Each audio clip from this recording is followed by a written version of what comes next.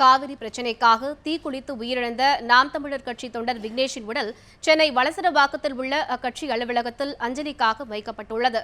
காவிரி பிரச்சினைக்கு உரிய தீர்வு காண வலியுறுத்தியும் கர்நாடகாவில் தமிழர்கள் மீதான தாக்குதலை கண்டித்தும் சென்னை எழும்பூரில் நாம் தமிழர் கட்சி சார்பில் நேற்று நடைபெற்ற பேரணியில் மன்னார்குடியைச் சேர்ந்த விக்னேஷ் தீக்குளித்தார். கீழ்ப்பாக்கம் மருத்துவமனையில் வைக்கப்பட்டிருந்த அவர் உயிரிழந்தார். இதையடுத்து விக்னேஷின் உடலுக்கு சீமான், வெள்ளையன், PR பாண்டியன் உள்ளிட்டோர் மருத்துவமனையில் அஞ்சலி செலுத்தினர். இந்த கர்நாடகாவில் ஒரு தமிழன் விவாதத்துக்கு கூப்பிட்டு பேச உட்கார வச்சு பேசப்பட்டிருப்பானா? அங்க பேசிட முடியுமா? இதே பிஜேபி, இதே காங்கிரஸ் அங்க உட்கார்ந்து தேவையில்லாம நீங்க தமிழர்கள் மேல, அப்பாவி தமிழர்கள் மேல வன்முறை இது பண்றீங்க, அதான் வீரமான்னு கேட்டுருவியா?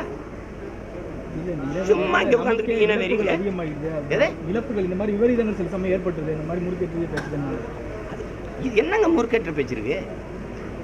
இங்க ஒண்ணும் பண்ண முடியாது. எதை ஒன்றையும் இழக்காதவன் பெரிதொன்றை அடைய முடியாது. நாங்க என்ன புதுசா வயலம் இது எல்லாரும் தீக்குளிச்சு சாங்கன்னு யாரும் சொல்றாங்களா? யாரும் வழி நடத்துறாங்களா? தற்கொலை பண்ணிக்கிறீங்க எல்லாரும், அப்படியா? அப்படி கிடையாது. இங்க எந்த தலைவரும் யாரையும் வந்து இப்படி செய்யணும்னு சொல்றது கிடையாது. உணர்வு எழுச்சியில முத்துக்குமார தூண்டுறது இதெல்லாம் பேசுறீங்களே. ஜெயலலிதா சிறைப்பட்டதுக்கு 100 பேர் சத்தானே. யாருங்க உணர்வு எழுச்சியில முறுக்கி விட்டது? யாரும் முறுக்கி விட்டது? பேச மாட்டேங்கிறீங்க. அன்னைக்கு ஜெயலலிதா போய் ஒலி வாங்கி வச்சுட்டு கேட்கல. உங்களுக்காக நீங்க என்ன, நீங்க ஆங் சாங் சூகியா, நீங்க அன்னை தெரேசாவா, அன்னி பெசன்ட் அம்மையாரா? எதுக்கு நீங்க உங்களுக்காக சத்தான ஒருத்தன் கேட்கல?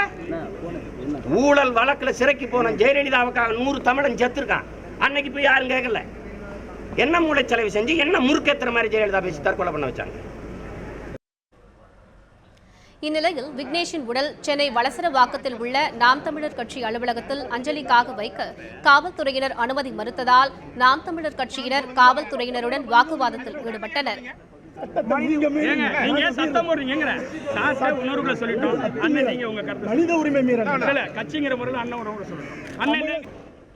சுமார் 2 மணி நேர பேச்சுவார்த்தைக்கு பின்னர் விக்னேஷின் உடல் நாம் தமிழர் கட்சி தலைமை அலுவலகத்திற்கு எடுத்துச் செல்லப்பட்டது.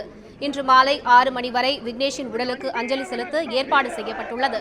அதற்கு பின்னர் அவரது உடல் மன்னார்குடிக்கு கொண்டு செல்லப்பட்டு அங்கு தகனம் செய்யப்படும் என தெரிவிக்கப்பட்டுள்ளது.